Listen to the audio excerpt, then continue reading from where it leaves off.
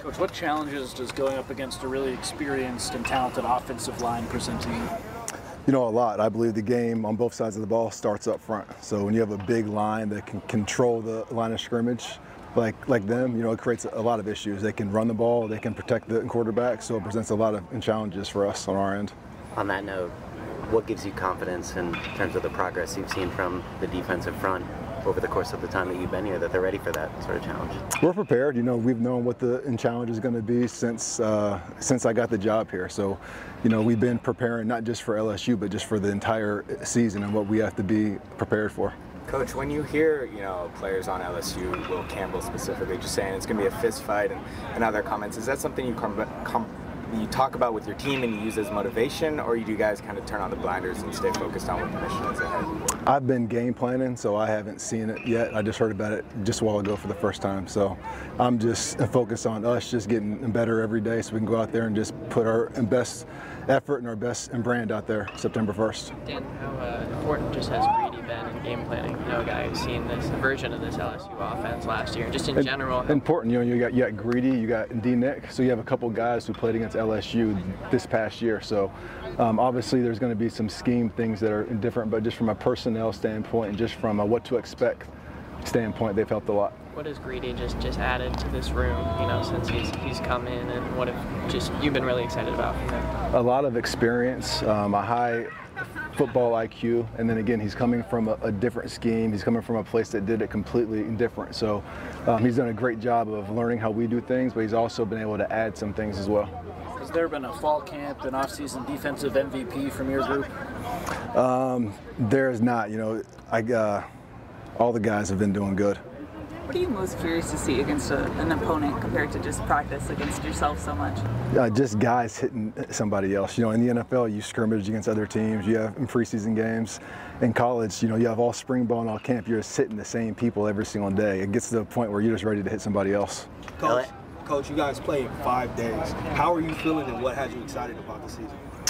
Feel prepared and just, you know, excited about obviously LSU, but then just going into the Big Ten and then all the big time games.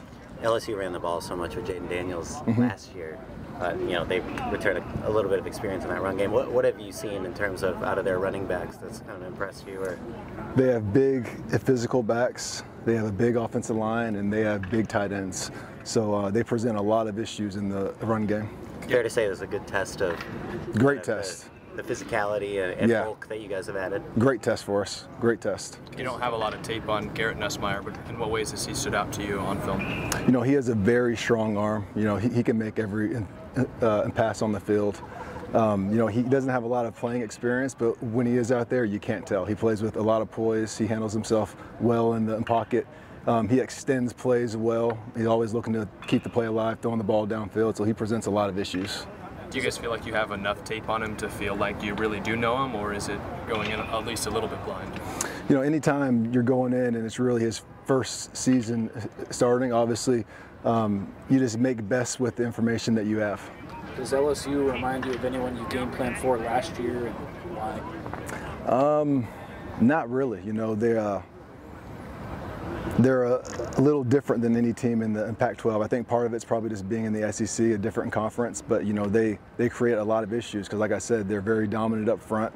They have big tight ends. They have a lot of speed outside, so they can attack you just about every angle. They made clear that they intend to run the ball. Just, you know, how prepared do you feel like your guys' run defense in the front is for that kind of test, and the linebackers as well? We're prepared.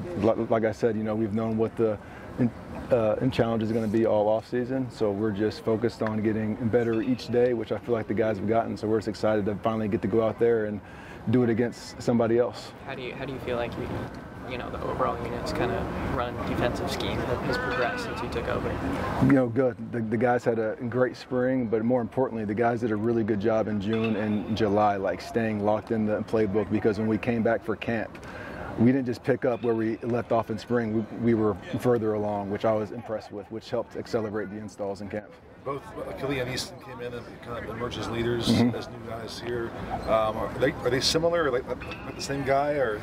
They're different. You know, they have different personalities, but they're similar in the sense that, you know, when they got here, they didn't just have an effect on the defense, but really the entire team. You know, they got here right after me, but if I didn't know that, I would have thought they were here their entire time. They had an influence, like I said, not just on their side of the ball, but the entire team. With Achille, what stands out to you about just the way he plays that safety spot? The versatility, you know, he's smart. He came from a very good defense at Oregon State, and he's just a guy who can really be the quarterback of the back end. What have you seen from Rayshawn Davis, and just kind of where do you think he's going to make his most impact on the field this year? He's improved a lot since spring. Like I said, all the guys, they had a good spring, especially him. He got better over June and July, and he's had a great camp, so we're excited to see what he does.